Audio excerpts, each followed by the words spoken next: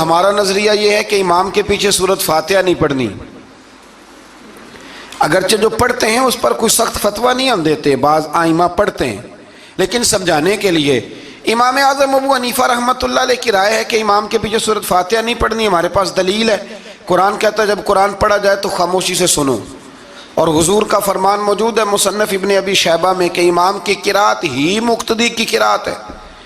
بزرگ کہتے ہیں کہ دلیل اس طرح کی دو کہ سامنے والے کے ذہن تک بات پوری اتر جائے، آپ اسے سمجھا پائیں۔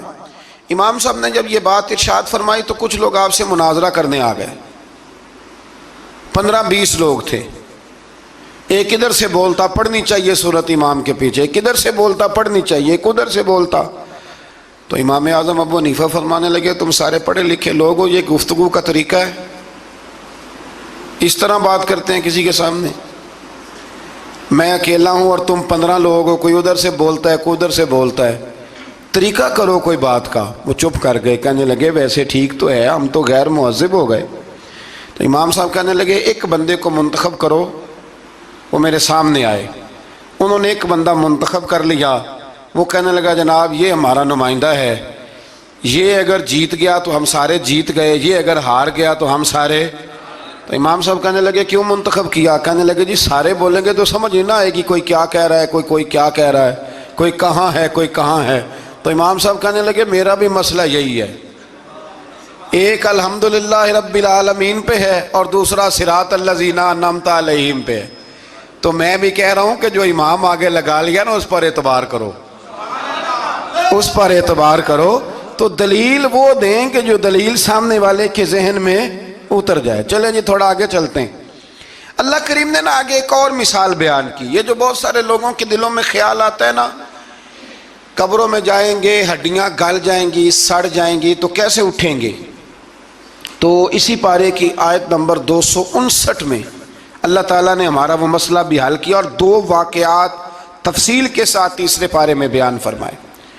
اللہ کریم فرماتے ہیں کہ کیا آپ نے اس شخص کو نہیں دیکھا کہ جو ایک ایسی بستی پر سے گزرا وَهِيَ خَاوِيَةٌ عَلَىٰ عُرُوشِهَا، جو اپنی چھتوں کے بل گری پڑی تھی، یعنی بستی تباہ ہو گئی تھی۔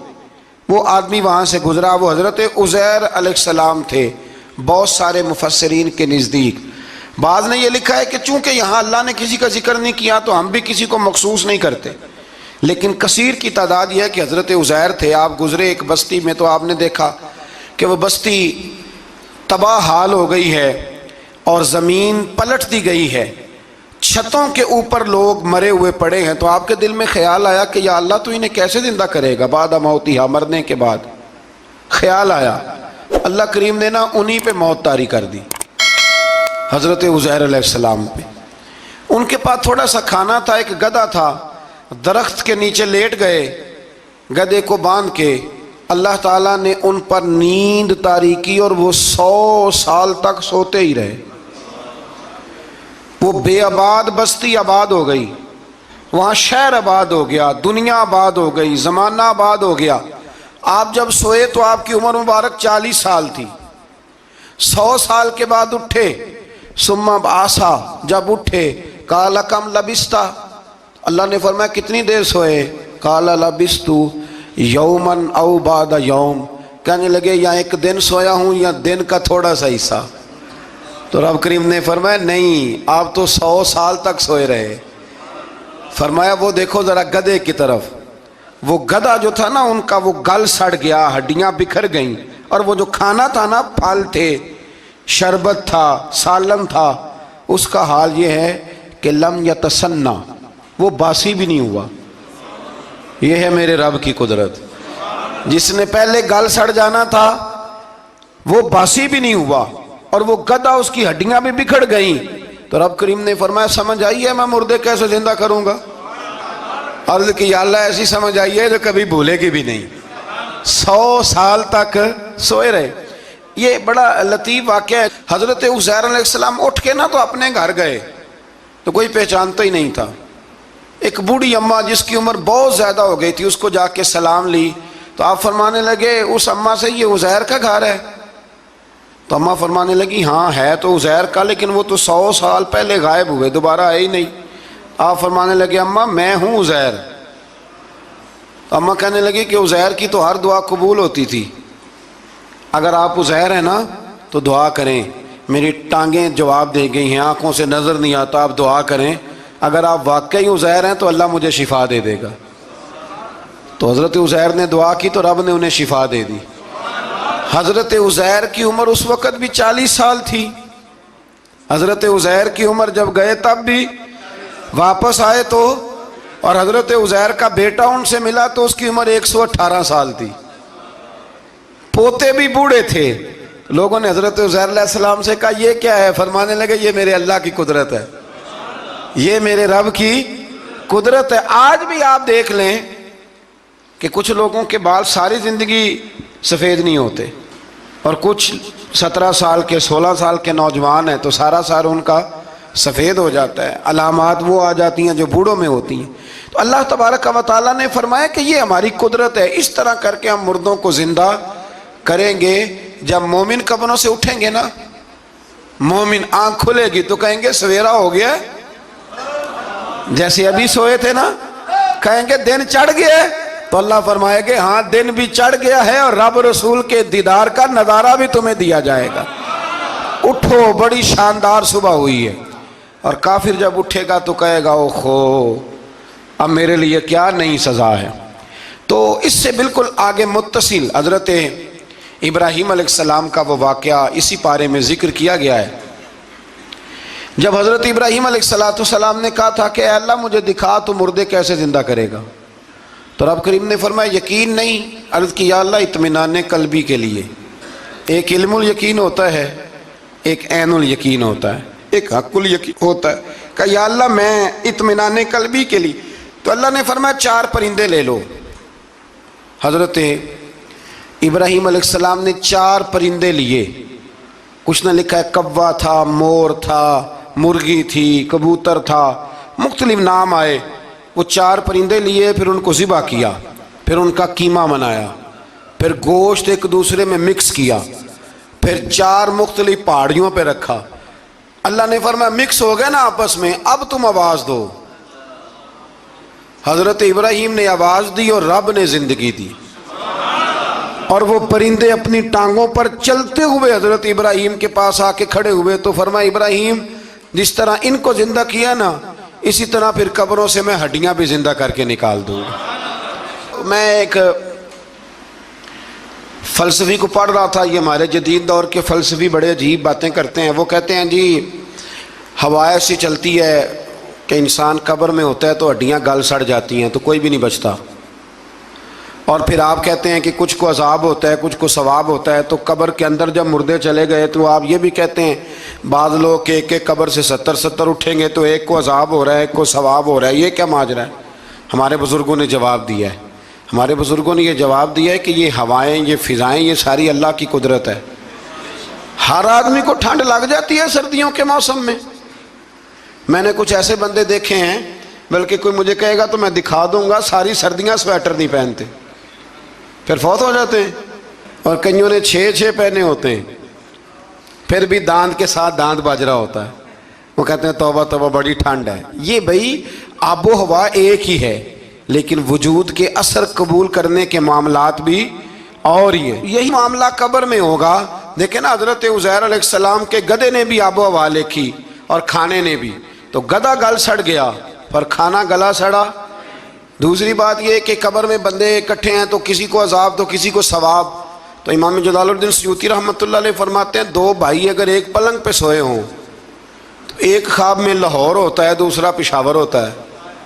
سوئے کہاں ہوتے ہیں؟ اکٹھے ایک پلنگ پہ. وہ ایک کہتا ہے میں رات کو لاہور تھا، اور دوسرا کہتا ہے نہیں تو غلط کہہ رہا ہے، میں تو پشاور تھا. تو ہوتے کہاں ہیں؟ تو اگر ایک جگہ پہ آپ موجود ہیں اور اللہ تبارک و تعالیٰ نے آپ کو روحانی طور پر کہیں کا کہیں پہنچا دیا ہے، تو اسی طرح قبروں میں بھی اگر کسی کو عذاب ہوگا تو ہو ہی جائے گا، اللہ معاف کرے. اور اگر کسی پہ رحمت ہوگی تو وہ بھی انشاءاللہ ہو ہی جائے گی. تھوڑا سا آگے بڑھتے ہیں. پھر اللہ تبارک و تعالیٰ نے نا اپنی راہ میں خرچ کرنے کی بات ارشاد فرمائی. فرمایا اگر تم میری راہ میں خرچ کرو گے تو میں تمہیں 700 گنا کر کے واپس کروں گا.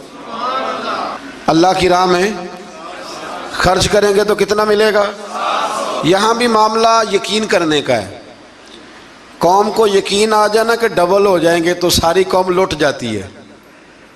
اگر اتنا یقین ہو جائے نا ڈبل ہو جائیں گے تو لٹ جاتی ہے. تو اگر یہ بھی یقین ہو جائے نا کہ 700 گنا ہو جائیں گے تو پھر بھی میرا خیال یہ ہے کہ قوم لٹنے کو تیار ہو سکتی ہے. لیکن وہاں لٹ کے برباد ہوتے ہیں. رب رسول کے رستے میں لٹیں گے تو آنے والی نسلوں کو بھی اللہ آباد فرما دے گا, اللہ آباد کر دے گا آنے والی نسلوں کو.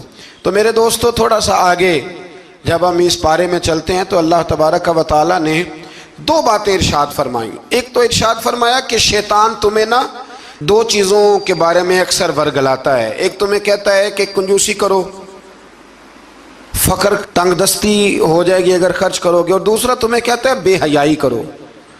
اللہ نے فرمایا یہ 2 کام تم نے کرنے نہیں, نہ تم نے بخل کرنا ہے اور نہ تم نے بے حیائی کرنی. اور پھر آگے جا کے ارشاد فرمایا کہ دانائی بڑی حکمت ہے, عقل مندی بڑی حکمت ہے, زندگی دانائی سے گزارو.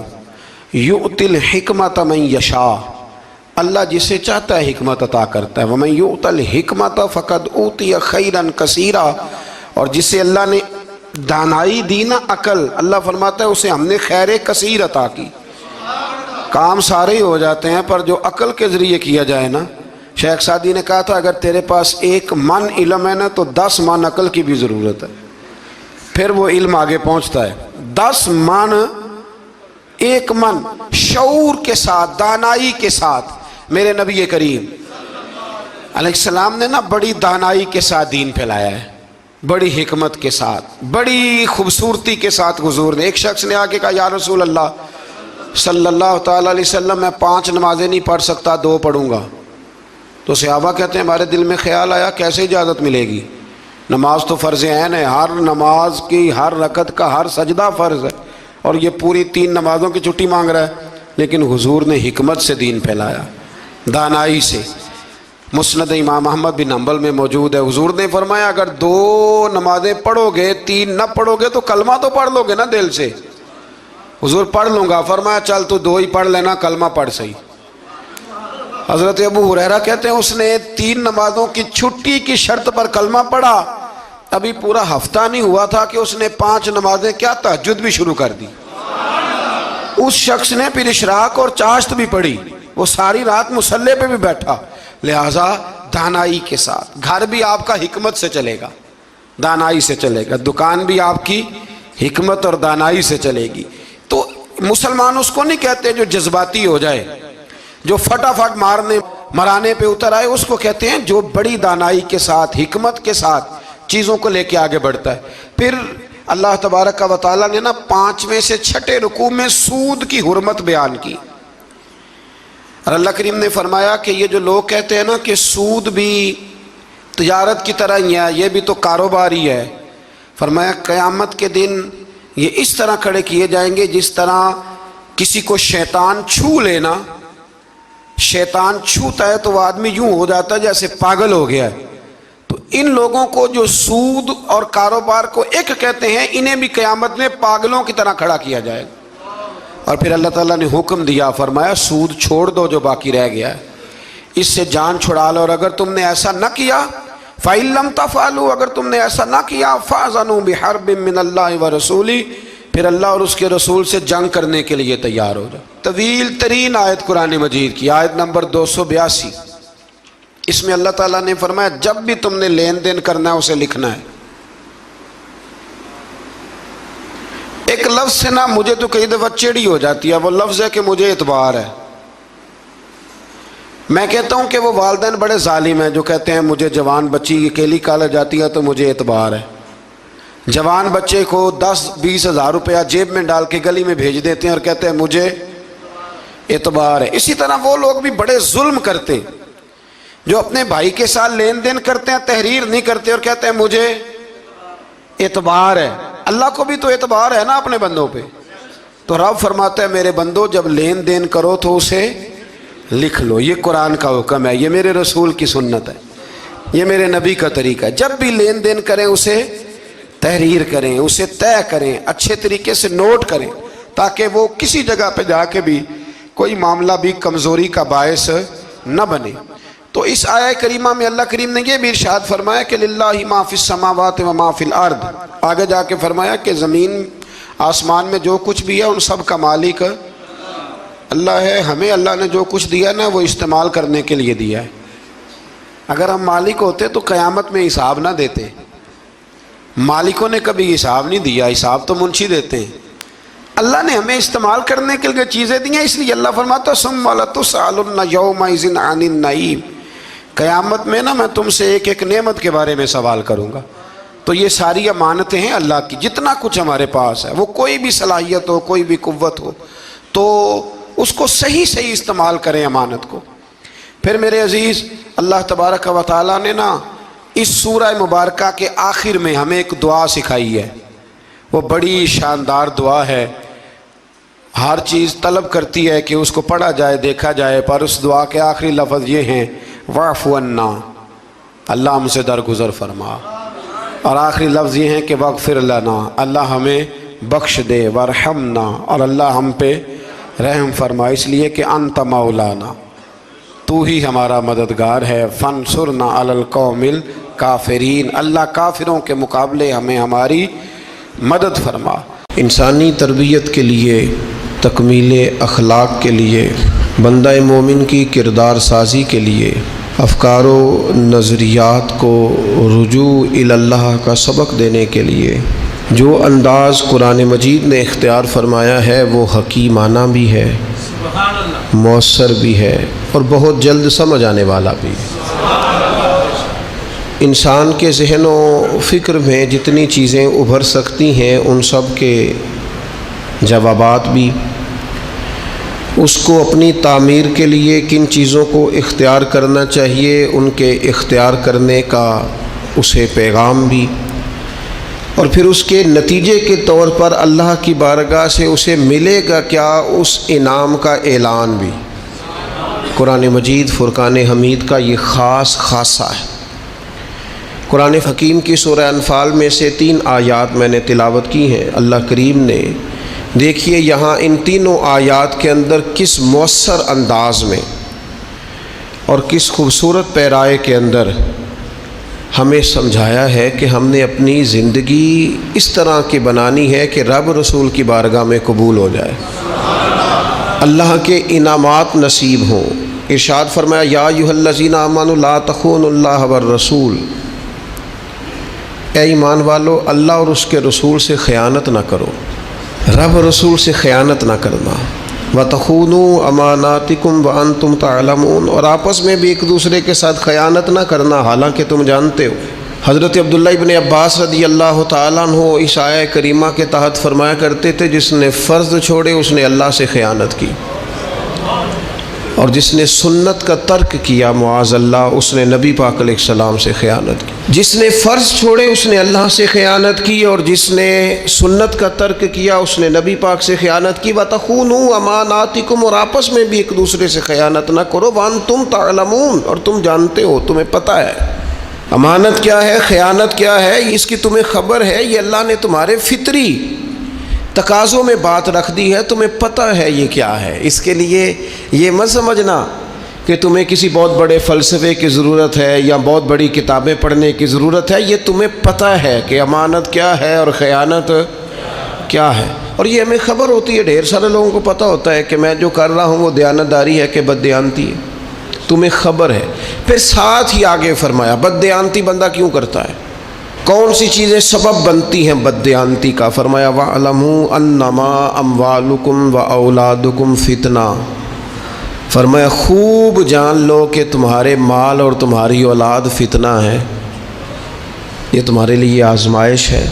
مال کی محبت میں بددیانتی کرتے ہو، اولاد کے لیے جمع کرنے کے لیے بددیانتی کرتے ہو تو فتنہ ہے، ان کو دیکھ کر بددیانتی کر رہے ہو۔ دیکھیے پہلے کہا بددیانتی نہ کرو، خیانت نہ کرو، اور ساتھ ہی جو چیزیں اس کا سبب بنتی ہیں، جو اس کی وجہ بنتی ہیں، ساتھ ہی ان کا ذکر فرما دیا۔ فرمایا مال اور اولاد اچھی طرح سمجھ لو یہ فتنہ ہے، یہ آزمائش ہے۔ تو مالک اگر یہ آزمائش ہے تو پھر ہمارے لیے کیا ہے؟ فرمایا وَأَنَّ اللَّهَ عِندَهُ أَجْرٌ عَظِيمٌ، بے شک اللہ تعالیٰ کے پاس تمہارے لیے اجر عظیم ہے۔ تم دیانتداروں جیسی زندگی گزارو، متقین جیسی زندگی گزارو، امانت دار بنو، اللہ کے پاس تمہارے لیے اجر عظیم ہے۔ اور پھر آگے ارشاد فرمایا یا ایھا الذین آمنوا ان تتقوا اللہ یجعل لکم فرقان، اے ایمان والو اگر تم اللہ تعالیٰ سے ڈرتے رہو گے تو وہ تمہارے اندر حق اور باطل میں تمیز کرنے کی قوت پیدا کر دے گا، وہ تمہیں نور بصیرت عطا کر دے گا۔ اللہ سے اگر ڈرو گے تو پھر اللہ تبارک و تعالیٰ تمہیں وہ نور دے گا جس سے تم حق اور باطل میں تمیز کر سکو گے، یعنی تمہارے فیصلے ٹھیک ہونے لگ جائیں گے، تمہیں قوت فیصلہ نصیب ہوگی اور مالک اتنا ہی ملے گا۔ تو تین باتیں اس آیہ کریمہ میں ارشاد فرمایا ایک تو اللہ تمہیں فرقان دے گا، حق اور باطل میں تمیز کرنے کی قوت دے گا، اور دوسرا فرمایا وَيُكَفِّرْ عَنْكُمْ سَيِّئَاتِكُمْ، اللہ تمہارے گناہوں کو دور کر دے گا، اللہ تمہارے گناہ تم سے دور کر دے گا، وَيَغْفِرْ لَكُمْ، اور رب تمہیں بخش دے گا اگر تم اللہ سے ڈرو گے۔ وَاللَّهُ ذُو الْفَضْلِ الْعَظِيمِ، اور اللہ تعالیٰ بڑا ہی فضل فرمانے والا ہے۔ زندگی میں کچھ چیزیں طے کر لیں، بددیانتی ٹھیک نہیں ہوتی۔ جو آدمی ذرا سا بھی خائن ہوتا ہے نا تو وہ صرف مال کا خائن نہیں رہتا، وہ رازوں کا خائن بھی ہو جاتا ہے۔ وہ صرف پیسوں کی ہیرا پھیری نہیں کرتا، وہ تعلقات اور رشتوں کی ہیرا پھیری بھی کرتا ہے، وہ تو پھر اسلامی حکومت کے راز بھی کھولنے شروع کر دیتا ہے۔ جو لوگ بددیانت ہو جاتے ہیں وہ پھر اتنے زیادہ بددیانت ہو جاتے ہیں کہ اپنے آپ کے ساتھ بھی امانت دار نہیں رہتے۔ جن کو جھوٹ بولنے کی عادت ہو جاتی ہے وہ اپنے آپ کے ساتھ بھی سچ نہیں بول۔ فرمایا لا تخون اللہ والرسول، اللہ رسول سے خیانت نہ کرنا، کبھی خائن نہ بننا۔ حضرت انس بن مالک رضی اللہ تعالیٰ عنہ فرماتے مجھے یاد نہیں کہ نبی پاک علیہ السلام نے ہمیں کبھی خطبہ دیا ہو اور خطبے میں امانت داری کا ذکر نہ فرمایا ہو۔ نہیں، ہر خطبے میں حضور فرماتے کہ اس کا کوئی دین نہیں جو امانت دار نہیں۔ یہاں بڑی ڈبیٹ ہوتی ہے، بڑے لوگ بیٹھتے ہیں اور بڑی جناب گہری باتیں ہوتی ہیں اور بڑا فلسفہ بیان کیا جاتا ہے، اور کہتے ہیں ہم ذرا غور کریں، مل کے بیٹھیں اور دیکھیں کہ اس ملک کے بگڑنے کا سبب کیا ہے۔ کیا قانون کی پابندی نہیں ہو رہی؟ کیا معیشت اور معاشرت کا مسئلہ ہے؟ کیا ہر ادارہ اپنے دائرہ کار میں نہیں رہ رہا؟ کیا قانون کی بالادستی نہیں ہے؟ لوگ مختلف قسم کے ہیلے بہانے ڈھونڈتے ہیں کہ یہ وجہ ہے۔ قرآن مجید کی ان آیات اور احادیث کو سامنے رکھ کے میں کہتا ہوں میرے ملک کا سب سے بڑا مسئلہ بددیانتی ہے۔ یہاں سے خیانت ختم کر دی جائے، بددیانتی چھوڑ دی جائے، سارے مسئلے ٹھیک ہو جائیں گے۔ خیانت نہ کی جائے، کوئی نہ خیانت کرے، نہ رب سے کرے، نہ رسول سے کرے، نہ دین سے کرے، نہ اپنے منصب سے کرے، نہ اپنی سیٹ سے کرے، نہ اپنے عہدے سے کرے، نہ اپنے لوگوں سے کرے، نہ اپنے کارکنان سے کرے، نہ اپنے ووٹر سے کرے، نہ اپنے سپورٹر سے کرے، نہ کرے بددیانتی۔ پیر اپنے مریدوں سے کبھی نہ کرے، مرید اپنے شیخ سے کبھی نہ کرے، استاد اپنے شاگردوں سے بددیانتی کبھی نہ کرے، شاگرد پڑھنے میں اور سبق کو سمجھنے میں کبھی بددیانتی نہ کریں۔ یہ بددیانتی نکال دی جائے، دیانتدار انسان ہو جائے، دیانتدار۔ حضرت سیدنا عمر فاروق رضی اللہ تعالیٰ عنہ ارشاد فرمایا کرتے تھے، یہ کنز المال میں موجود ہے، حضرت عمر نے کہا ہے میں نہیں کہہ رہا، حضرت عمر نے کہا ہے میں نہیں کہہ رہا، سیدنا فاروق اعظم کا قول ہے، کنز المال میں موجود ہے۔ میں حوالہ دکھا سکتا ہوں پر میں نہیں کہہ رہا، پھر کہہ رہا ہوں۔ انہی کی محفل سوارتا ہوں، چراغ میرا ہے رات ان کی، انہی کے مطلب کی کہہ رہا ہوں، بس یہ زبان میری ہے باقی بات ان کی۔ انہی کی محفل سوارتا ہوں، چراغ میرا ہے رات ان کی، انہی کے مطلب کی کہہ رہا ہوں، زبان میری ہے بات۔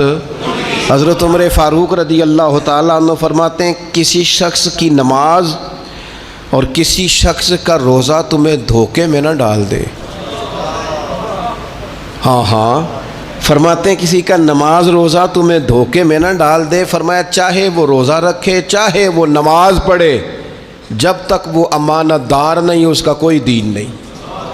فرمانے لگے پڑھ نماز جتنی مرضی، رکھ روزے جتنے مرضی، لیکن اگر تو دیانت دار نہیں تو پھر تیرا کوئی بھی دین کیا معنی سمجھ لیا لوگوں نے کہ بعض رسومات میں بعض چیزوں کو قید کر لیا تو دیندار ہو گئے؟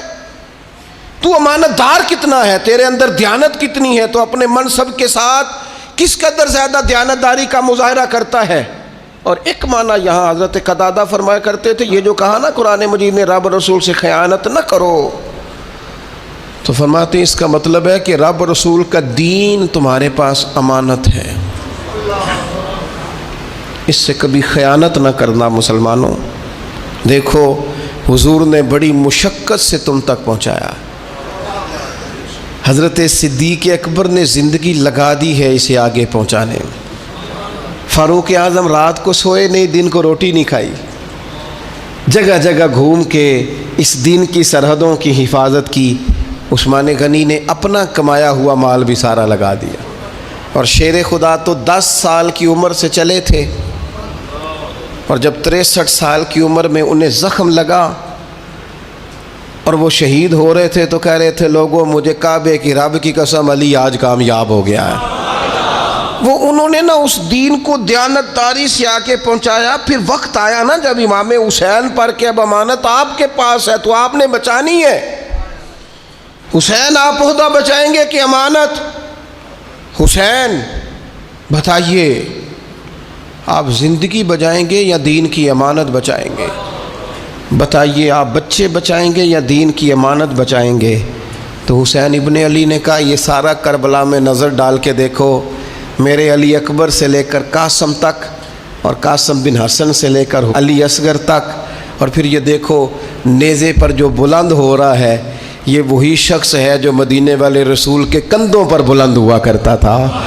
یہ دیکھ لو ہم نے کچھ نہیں بچا کے رکھا، سارا کچھ پیش کیا ہے، اس لیے کہ اگر دین کی امانت ہم تک آئی ہے، ہمارے پاس بھی امانت آئی ہے۔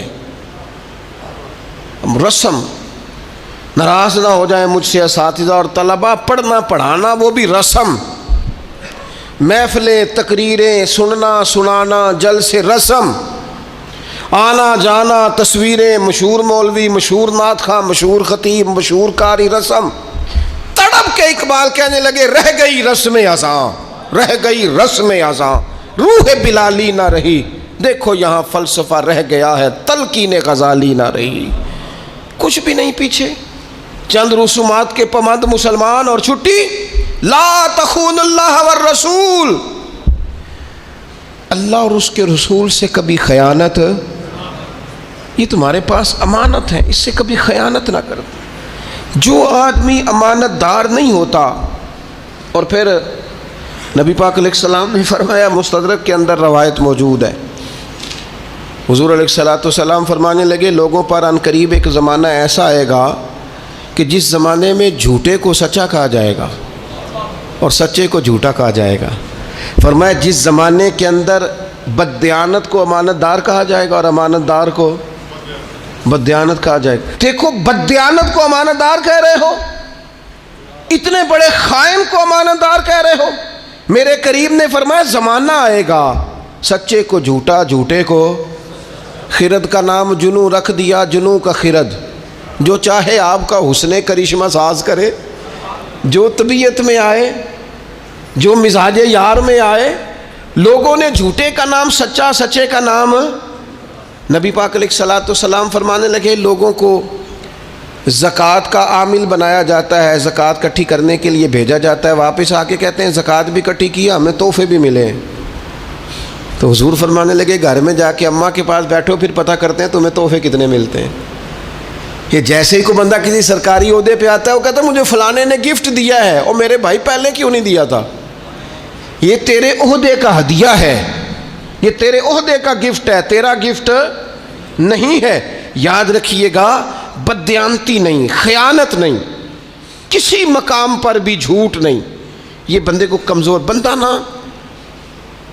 میں ان ساری باتوں کا نچوڑ اپنے لفظوں میں کہنے لگا ہوں، میں کوئی بڑا آدمی نہیں ہوں کہ میرا کوئی قول ہو یا میرا کوئی قول بیان ہو۔ ان ساری باتوں کا نچوڑ اور ڈھیر ساری چیزیں پڑھنے کے بعد ایک بات آپ کے سامنے رکھنے لگا ہوں، اسے یاد رکھنا۔ جو آدمی بددیانت ہو جاتا ہے نا، خائن ہو جاتا ہے نا، خیانت کرتا ہے، وہ آدمی اپنے آپ کے ساتھ بھی مخلص نہیں رہتا۔ اقبال کہنے لگے اپنے من میں ڈوب کر پا جا سراغ زندگی، اور چل تو اگر میرا نہیں بنتا اپنا تو بن، اے اپنا ہی بن جا اپنے آپ کے ساتھ۔ لیکن بددیانت آدمی کبھی اپنے آپ کے ساتھ بھی مخلص، تو اگر میرا نہیں بنتا نہ بن، اور چل اپنا ہی بن، لیکن اپنا بننے کو بھی تیار خیانت نہ کرے زندگی میں۔ اور جہاں تک اس بات کا تعلق ہے کہ خیانت کیوں ہوتی ہے، میں جی بچوں کے لیے کما رہا ہوں، بچوں کے رازق آپ ہیں کہ اللہ ہے؟ کہتے ہیں بچوں کے لیے کر رہا ہوں۔ اچھا بچوں کے لیے کوئی نہیں کرتے، بچوں کے لیے کما رہا ہوں، مکان بچوں کے نام ہے کہ ابا جی کے؟ بینک بیلنس ایسے ہی بچوں کے لیے کما رہے تو دے نا بچوں کو، تیرا پتہ چلے کرنا وقت پہ نام۔ بچوں کو تو آخری دن تک کہہ رہا ہے یہ نہیں ملتی تو انہوں کوئی شے، یہ تو بات دیکھوں گا جب تم میرے فرما بردار ہوگے تو پھر دیکھوں گا کسی کو کیا دینا ہے۔ اللہ فرماتے ہیں کیا دھوکہ دے رہا ہے اپنے آپ کو، اولاد کی بات کرتا ہے، مال کے لیے دوڑتا ہے۔ فرمایا وَاعْلَمُوا أَنَّمَا أَمْوَالُكُمْ وَأَوْلَادُكُمْ فِتْنَةٌ، خوب جان لو یہ مال اور اولاد۔ نبی پاک علیہ السلام کی بارگاہ میں ایک بچہ لایا گیا تو حضور نے اس سے پیار کیا، اور بوسہ لے کے حضور فرمانے لگے یہ جو اولاد ہے نا یہ بندے کو بخیل بھی کر دیتی ہے اور بزدل بھی کر دیتی ہے۔ اس سے پیار کرنے کا حکم ہے، اپنے بچوں سے محبت کا کہا گیا، لیکن اس محبت میں اتنا غلو نہ کرے کہ بچوں کے کہنے پر حرام کٹھا کرتا پھرے، اس میں اتنا غلو نہ کرے کہ بچوں کے کہنے پر، بیوی کے کہنے پر ناجائز مال جمع کرے، اس میں اتنا غلو نہ کرے کہ وہ اپنے بچوں کو پالنے کے لیے کسی کے بچوں کا حق مارنا شروع کر دے۔ اس لیے کہ یہ آزمائش ہے مال اور اولاد، اس طرح آگے دور نہ نکل جائے کہ وہ اپنا گھر سجانے کے لیے کسی کے گھر کو اجاڑ دے، اپنا آنگن روشن کرنے کے لیے کسی کے گھر میں اندھیرا کر دے۔ فرمایا یہ مال اور اولاد فتنہ ہے، اور اس معنی میں بھی فتنہ ہے کہ اگر تم نے مال کمایا اور صحیح جگہ پہ خرچ نہ کیا تو پھر بھی آزمائش، اولاد ہے اور اس کی صحیح تربیت نہیں کی تو پھر بھی آزمائش ہے۔ بچے صحابہ کے بھی تھے، بچے اہل البیت کے بھی تھے، اولیاء اللہ کے بھی تھے، لیکن وہ جب اپنی زندگی ترتیب دیتے تھے تو اولاد دیکھ کے ترتیب نہیں دیتے تھے، رب رسول کو دیکھ کے ترتیب دیتے، اللہ رسول کو۔ حضرت عمر بن عبدالعزیز رحمۃ اللہ علیہ اتنے بڑے بادشاہ تھے، آخری عمر میں اپنے بچوں کو بلا کے کہنے لگے پتر تمہارا باپ بڑا بزدل تھا، تمہارے لیے جائیداد نہیں بنا سکا۔ کہا بجی آپ تو بڑے بہادر ہیں، اتنے مار کے فتح کی۔ یہ فرمانے لگے نہیں میں بزدل تھا، میں دوزخ کی آگ سے ڈر گیا، ناجائز نہیں اکٹھا کر سکا تمہارے لیے، بزدل تھا تمہارا باپ، میں نہیں کر سکا تمہارے لیے، اس لیے کہ میں اگر تمہاری ضروریات دیکھتا تو پھر اور بات تھی، لیکن میں نے تمہاری ضروریات نہیں دیکھی، میں نے رب اور رسول کی ہدایات دیکھی ہیں، اس طرف میری توجہ گئی ہے۔ میں اولاد کو سامنے رکھ کے بلیک میل نہیں ہوا، میں نے اللہ رسول کے دین کو فوقیت دی ہے، اس کو میں نے فتنے کو فتنہ ہی جانا ہے، میں نے اسے کبھی بھی ذہن اور دماغ پر سوار نہیں کیا۔ حضرت عمر فاروق رضی اللہ تعالیٰ عنہ کے بیٹے ملک سے باہر گئے اور تجارت کر کے، باقی لوگ بھی گئے تھے لیکن حضرت عمر کے بیٹے ذرا زیادہ نفع کما کے لائے تو جناب فاروق اعظم فرمانے لگے تجھے زیادہ نفع کیوں ہوا؟ کہنے لگے لوگوں نے مال زیادہ خریدا ہے۔ فرمایا لوگوں کو پتہ چل گیا ہوگا تو عمر کا بیٹا ہے، تو امیر المومنین کا بیٹا ہے۔ کہا حضور وہ تو بات ہے، تو آپ فرمانے لگے پھر جتنا نفع لوگوں کو ہوا ہے نا اتنا رکھ لے اور باقی مال غنیمت میں جمع کرا، اس لیے کہ وہ تیرا نفع نہیں ہے، وہ جس عہدے پہ تیرا باپ بیٹھا ہے اس عہدے کے نام کا نفع ہے، اسے جمع کرا۔ اپنے معاملات کو سمجھیں، چیزوں کو دیکھیں، ان پر غور کریں، تفکر کریں، فکر کریں۔ میں نے دیکھا ہے ادارے بنتے ہیں، ہاسپٹل بنتے ہیں، پھر اس کے بعد لوگ دیکھتے ہیں کہ میں اپنا فلانا رشتہ دار فلانی جگہ کیسے سیٹ کرا سکتا ہوں، ایک کو کنٹین پہ بٹھاتے ہیں، ایک کو فلانی جگہ بٹھاتے ہیں، ایک کو فلانی جگہ۔ یہ صاحب کون ہیں؟ جو پڑھے لکھے ہیں وہ دفتروں میں، جو ان پڑھ ہیں وہ فلاں گیٹ پہ، فلاں جگہ۔ اقربا پروری عام ہو جاتی ہے، اگرچہ کام مشکل ہے کہ بندہ پھر اس کے بعد حوصلہ کرے اور اقربا پروری نہ کرے، رشتہ داروں کو آگے نہ لائے، کام مشکل ہے، لیکن یاد رکھنا جب بندہ بے لوث ہونا پھر بڑا آسان ہوتا ہے. جب اس کے سامنے ذاتی مفادات نہ ہوں، بڑے مقاصد ہوں، اس کے سامنے اس نے کچھ بڑا اچیو کرنا ہو، پھر اس کے لیے آسان ہوتا ہے. اپنی زندگی سے اس اور دوسری بات، ایک تو ہے نا اولاد کا فتنہ، مال بھی بڑا فتنہ ہے. 2 کو 4 کرنا، 4 کو 8 کرنا، 8 کو 16 کرنا بڑی بیماری ہے. اور جیسے جیسے عمر بڑھتی جاتی ہے، حدیث پاک بتاتی ہے کہ پیسوں کی محبت بڑھتی جاتی انسان کے مزاج میں. نبی اکرم صلی اللہ تعالی علیہ وسلم نے اسے فتنہ کہا. ضرورت کے لیے ٹھیک ہے، لالچ کے لیے ٹھیک ہر شے پیسے نہیں یار. پیسوں سے صحت خریدی جاتی تو کبھی مالدار بیمار نہ ہوتے. پیسوں سے عزت خریدی جاتی تو پھر کبھی بھی کسی غریب کے حصے میں عزت نہ آتی. پیسوں سے زندگی خریدی جاتی تو شاید کبھی امیروں کو موت نہ آتی. یہ فتنہ ہے، اسے فتنہ سمجھا جائے. اور پھر آگے ارشاد فرمایا یہ 2 چیزیں فتنہ ہیں، لیکن فرمایا وَأَنَّ اللَّهَ عِنْدَهُ أَجْرٌ عَظِيمٌ، اللہ کے پاس تمہارے لیے بڑا اجر ہے، بڑا اجر ہے رب کے پاس. یا ایھا الذین آمنوا ان تتقوا اللہ یجعل لکم فرقان، اے لوگو اگر تم اللہ سے ڈرو گے تو اللہ تمہیں حق و باطل میں فرق کرنے کی قوت عطا کرے گا. زندگی میں انسان سے صحیح فیصلے ہو جائیں یہ بھی بہت بڑی نعمت ہے. ہمارے ہاں لوگ سمجھتے ہیں میں اپنی چالاکی سے فیصلے کروں گا. چالاکی سے کام نہیں چلتا. اللہ کی دی ہوئی توفیق سے اگر بصیرت نصیب ہو جائے نا، اور یہ بصیرت تقوی سے نصیب ہوتی ہے. نبی پاک علیہ الصلوۃ والسلام فرماتے ہیں سب سے بڑی حکمت اللہ کا خوف ہے. اور فرمایا جب آدمی رب سے ڈرتا ہے تو اللہ اس کی زبان پر حکمت کے چشمے جاری کر دیتا ہے، دانائی ملتی. جب بندہ اللہ سے ڈرتا ہے، خوف خدا کے ساتھ فیصلے کرتا ہے تو اس کے فیصلے درست ہوتے ہیں. اللہ اسے نور بصیرت عطا کرتا ہے. اور نبی پاک علیہ الصلوۃ والسلام نے فرمایا مومن کی فراست سے ڈرو. یہ ترمذی میں موجود ہے. مومن کی فراست سے ڈرو. کیوں؟ فَإِنَّهُ يَنْظُرُ بِنُورِ اللَّهِ. حضور فرماتے ہیں مومن جب دیکھتا ہے تو وہ صرف اس آنکھ سے نہیں دیکھتا، وہ اللہ تعالیٰ کے دیے ہوئے نور سے دیکھتا ہے. مومن کی فراست قلبی سے ڈرو، اسے اللہ دل کی آنکھیں عطا کرتا ہے. یہ کبھی اگر اقبال نے بھی کہا تھا کہ دل بینا بھی کر خدا سے طلب. آنکھ کا نور دل کا نور نہیں. اللہ سے نا دل کی آنکھیں مانگ. بصیرت والے فیصلے، اچھے فیصلے یہ کب ہوتے ہیں؟ جب انسان اللہ سے ڈرتا ہے. جب لوگ سیاست کر کے، لوگوں سے ڈر کے، ووٹ پکے کرنے کے لیے اور گڈ بک میں رہنے کے لیے اور اپنا جو ہے وہ مورال تھوڑا اونچا رکھنے کے لیے فیصلے کرتے ہیں تو وہ ذاتیات پر مبنی ہوتے ہیں. ان فیصلوں سے اچھے فیصلوں کی توقع کی جا سکتی نہیں. اچھے فیصلے کون سے ہوتے ہیں؟ جو بصیرت کے ساتھ کیے جاتے ہیں. اور اللہ تعالیٰ لوگوں کو بصیرت دیتا ہے. حضرت ابو بکر صدیق کے بیٹے بھی صحابی ہیں، پوتے اور نواسے بھی صحابی ہیں. بڑی شان ہے اور جوان ہیں اور سمجھدار ہیں، لیکن اللہ نے انہیں بصیرت دی نا. انہوں نے وصال کے وقت ایک فیصلہ کیا. فیصلہ یہ کیا کہ میرے بعد حکمران سیدنا فاروق اعظم ہوں گے. یہ اللہ نے ان سے فیصلہ کرایا. لوگوں نے ان سے کہا کہ جناب آپ ایک سخت آدمی کو حکمران بنا رہے ہیں. تو حضرت صدیق اکبر فرمانے لگے میرے اوپر یہ وہ وقت ہے کہ جس وقت میں بڑا جھوٹا بندہ بھی سچ بولنے لگتا ہے. آخری وقت ہے میرے اوپر. آپ فرمانے لگے رب کی بارگاہ میں جاؤں گا، رب مجھ سے پوچھے گا نا حضور کی امت کس کے حوالے کر کے آیا ہے، تو عرض کروں گا مالک اس وقت امت میں جو سب سے بہترین آدمی تھا اس کے حوالے محبوب کی امت کر کے آیا.